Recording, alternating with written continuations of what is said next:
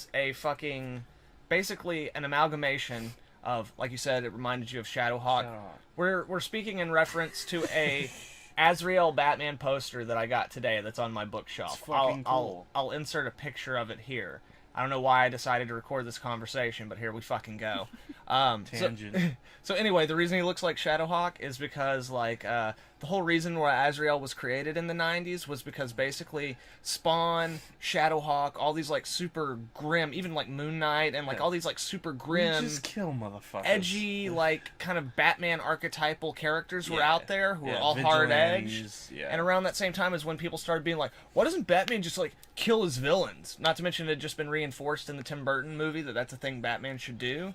So, like, people were actually started questioning, well, Batman's a pussy. Like, he won't even kill these guys. Like, fuck Batman. Or he's a hard ass. He's lame. He doesn't kill those Back guys. then it was more, because everything was so metal, they were more like, oh, he's a pussy. He won't kill people. So the people and editors of Batman and DC and stuff, they were like, oh, y'all want a fucked up metal Batman who'll just kill motherfuckers and has, like, no actual moral code. He's no better than... Okay, well, we were already going to break Batman's back to try to compete with the death of Superman, so you know what? Fuck you. We're going to give you what you want. We're going to take Batman away, and we're going to give you an edgelord Batman who has pouches everywhere and fucking big blade claws, and he's just going to murk motherfuckers. And then everyone in the comic book community unanimously went, that is fucking awesome. What? And DC was like, shit. No, this can't happen to us again, because that's the same thing that happened with Lobo. They created Lobo to be a joke on characters like Wolverine and, like, these super edgy, like, grim, gritty, like, murder crazy characters. And people took it on face value and, like, legitimately liked it to the point, like, that's just who Lobo is now?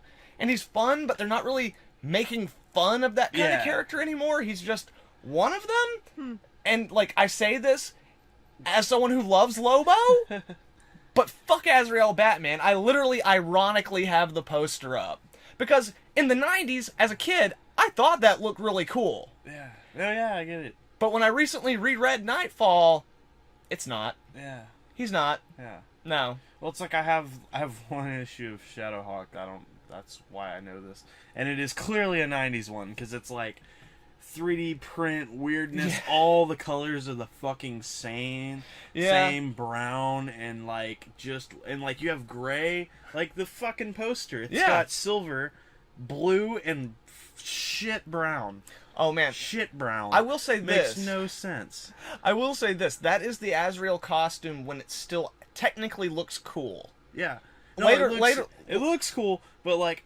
Shadowhawk did the same shit. Had a black silver costume, looked dope at night, except for had like a brown tactical belt or something. And you're like, what the fuck are you doing, Indiana Jones? Like, by the end of it, fucking Azrael Batman's costume was just ridiculously over the top insane. I'm sure. Right around the time that they did the DC Marvel crossovers, like in a big wave of them, they did Punisher versus Batman. Yeah. Everyone was excited until it turned out it was fucking Azrael Batman. Oh. And it was like, even though that should make sense, because that makes they both sense, kill people, right. like, you know, I think that one's called Lake of Fire, or Batman Punisher Lake of Fire, and man, it sucks. Oh, well. It sucks hardcore.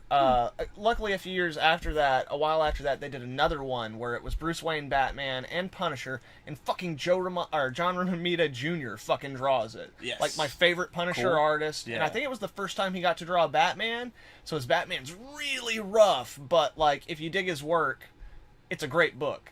His Joker is great, because it's very highly influenced by, like, Frank Miller's Joker. Fun. Which comes full circle, then, like, a couple of years ago, whenever Frank Miller did a prequel to The Dark Knight Returns, and fucking Ramada Jr. drew it. Yeah.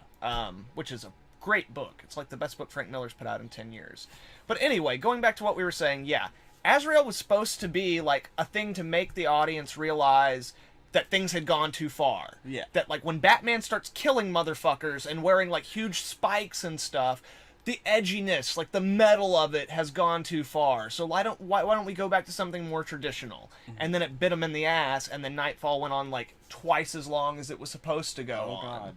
God. Kind of like how Spider-Man Clone Saga was like, it's selling, just keep making the shit. So yeah, Azrael is a joke that turned legitimate, that they've tried to maintain as legitimate since then. Canon?